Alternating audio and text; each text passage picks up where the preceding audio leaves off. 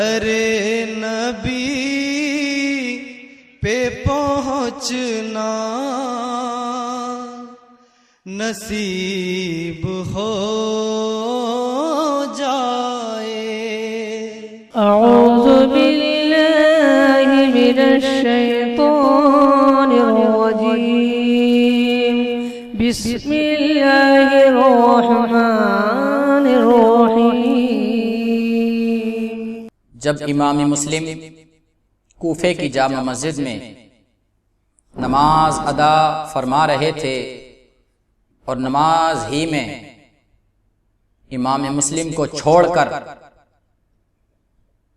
سب لوگ چلے گئے، صرف ایک بندہ رہ گیا تھا اور وہی اپنے گھر یا اس نے کسی دوسرے کے گھر امام مسلم کو جا کر چھپایا تھا۔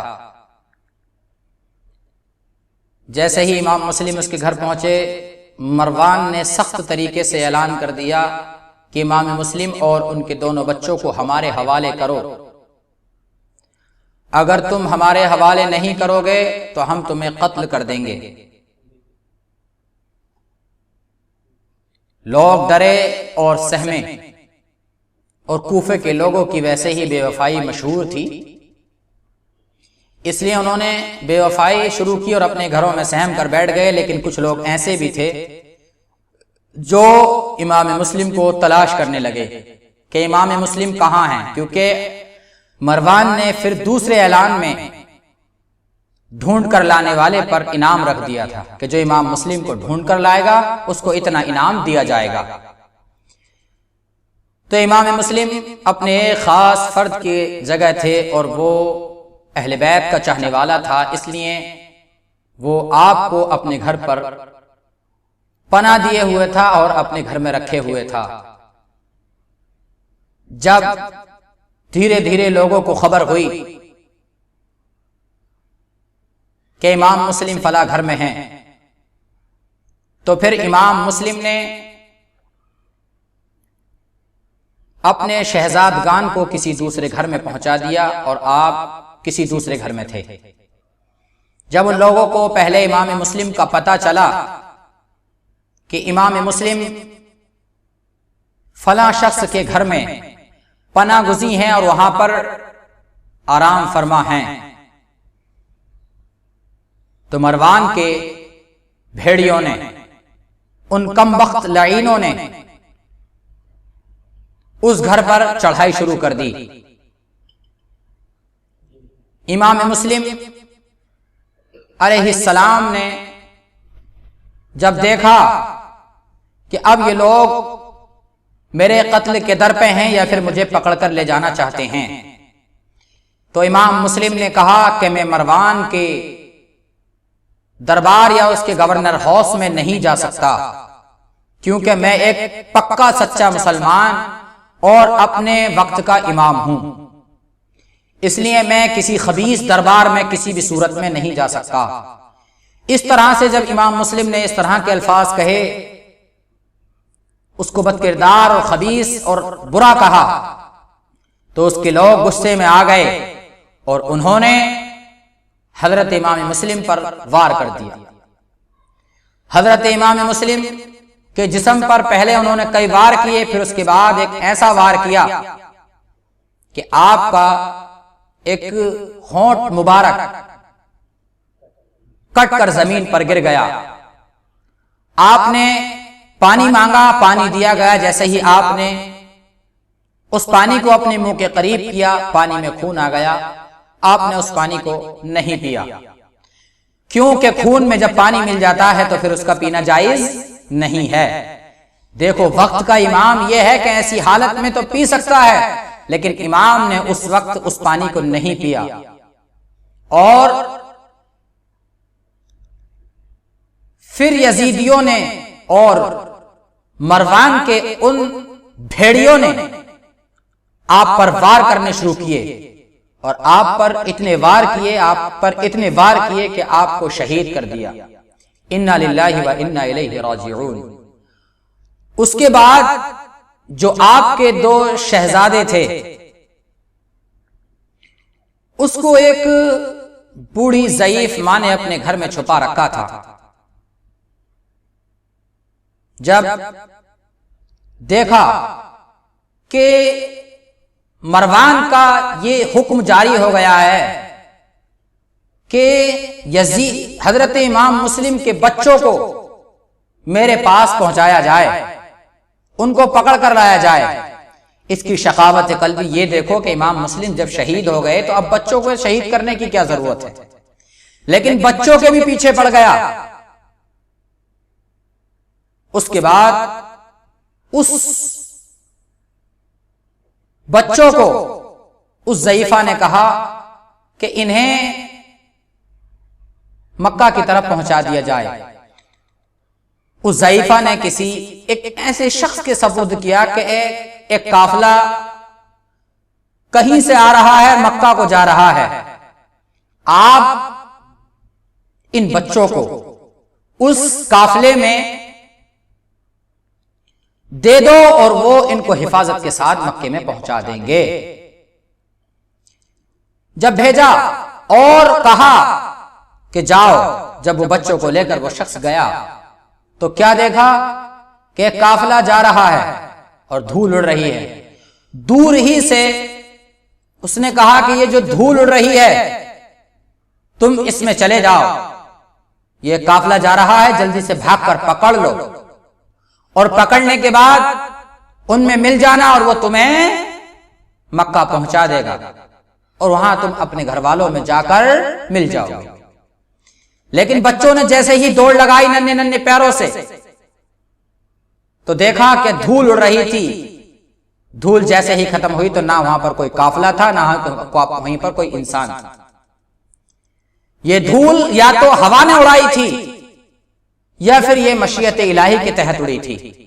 دھول اڑی، جب قریب جا کر دیکھا نہ کوئی قافلہ نہ کوئی انسان، چھوٹے چھوٹے بچے ڈر گئے، سہم گئے اور ڈر کر سہم کر ایک پیڑ کے کھوکھلے کے اندر جا کر بیٹھ گئے۔ وہاں پر ایک مروان کا انسان تھا جو نکلا ہوا تھا انعام کے لالچ میں کہ میں ان کے بچوں کو ڈھونڈ کر لاؤں گا اور مروان کے بدبخت گورنر ہاؤس میں پیش کروں گا تو مجھے انعام اور اکرام ملے گا۔ بابلا ہو کر ڈھونڈ رہا تھا، بچے کھوکھلے میں بیٹھے ہوئے تھے۔ اتفاق سے اس کی بیوی یا پھر اس کی باندی پانی لینے کے لیے گئی کنویں پہ سے، یا ادھر سے گزری پانی لے کر، یا کسی اور کام سے گزری، تو اس نے دیکھا کہ دو چاند سے خوبصورت بچے پیڑ کے کھوکھلے میں بیٹھے ہوئے ہیں۔ ان بچوں کے پاس جب وہ آئی تو وہ تھوڑے ڈرے اور کہا ڈرو مت، میں تم سے محبت کرنے والی ہوں۔ وہ باندی، وہ کنیز بھی اہل بیت سے محبت کرنے والی تھی۔ جب اس باندی نے ان بچوں کو لیا اور لے کر مغرب کے وقت پہنچ جاتی ہے اپنی مالکن کے گھر، اس کی مالکن بھی محب اہل بیت تھی۔ جب اس نے کہا یہ کون ہے تو بچوں نے بتایا ہم امام مسلم کے شہزادے ہیں، ہمارے والد صاحب کو اسی شہر میں ظلم کے ساتھ قتل کر دیا گیا اور ہم یتیم ہو گئے، ہمارے سر پہ ہاتھ رکھنے کو کوئی نہیں ہے، ہم بے آب و گیا منزل میں چھوڑ دیے گئے ہیں، ہمارے ساتھ کوئی نہیں ہے۔ تو امام مسلم کے شہزادوں نے جب یہ بات کہی تو وہ محب اہل بیت تھی۔ اس محب اہل بیت نے ان بچوں کو اپنے گھر میں لیا اور ان کو خوب پیار کیا اور جو کچھ کھلانا تھا وہ کھلایا اور اس کے بعد بستر پر سلا دیا۔ جیسے ہی سوئے، رات کا ایک پہر گزرا تو اس کا شوہر آیا، ادھر وہ دونوں بچے خواب دیکھ رہے تھے۔ اس کا شوہر بھوکا آیا اور کھانا مانگنے لگا، اس کو کھانا دیا، وہ کھانا کھا رہا تھا۔ ادھر بچے خواب دیکھ رہے تھے کہ خواب میں والد صاحب بھی ہیں، خواب میں نبی کریم صلی اللہ علیہ وسلم بھی ہیں۔ تو نبی کریم صلی اللہ علیہ وسلم حضرت امام مسلم سے ارشاد فرما رہے ہیں اے امام مسلم تم تنہا ہی آ گئے، بچوں کو کس کے سہارے چھوڑ کر آئے؟ تم بچوں کو ایسی جگہ چھوڑ کر آئے ہو کہ وہ لوگ تمہارے بچوں کے ساتھ رحم نہیں کریں گے بلکہ انہیں قتل کر دیں گے، شہید کر دیں گے۔ جیسے ہی بچوں نے یہ بات سنی اور بچوں کی آنکھ کھل جاتی ہے، جیسے ہی خواب میں یہ بات سنی فوراً آنکھ کھل گئی اور ایک دوسرے کو لپٹ کر رونے لگے. جیسے ہی بچے رونے لگے ویسے ہی اس شخص نے کہا کہ گھر میں کون ہے. اس کی بیوی نے بتیرا سمجھایا بجھایا لیکن وہ نہیں مانا. اس نے چراغ جلا دیا اور چراغ لے کر اندر پہنچ گیا. دیکھا تو جو چاند سے چہرے والے شہزادے ایک دوسرے کو لپٹ کر رو رہے ہیں. جب دیکھا کہ دونوں بچے رو رہے ہیں تو اس نے زلفوں کو پکڑا اور باہر کو کھینچا اور کہا کہ تمہیں پورے شہر میں پورے جنگلوں میں ڈھونڈتا ڈھونڈتا پریشان ہو گیا لیکن تم تو میرے گھر میں ہی پناہ گزین ہو. زلفوں کو کھینچا اور کہا چلو میرے ساتھ. اس کی بیوی نے ہاتھ جوڑے پیر پکڑے ہر صورت سے منت سماجت کی لیکن وہ نہیں مانا. جب وہ نہیں مانا تو اس نے پکڑ لیا. اس نے بیوی کو ایسا دھکا مارا کہ اس کی بیوی دیوار یا کیواڑ میں جا کر یا کسی ایسی چیز میں پتھر میں جا کر لگی کہ بیوی لہو لہان ہو گئی اور بے ہوش ہو گئی.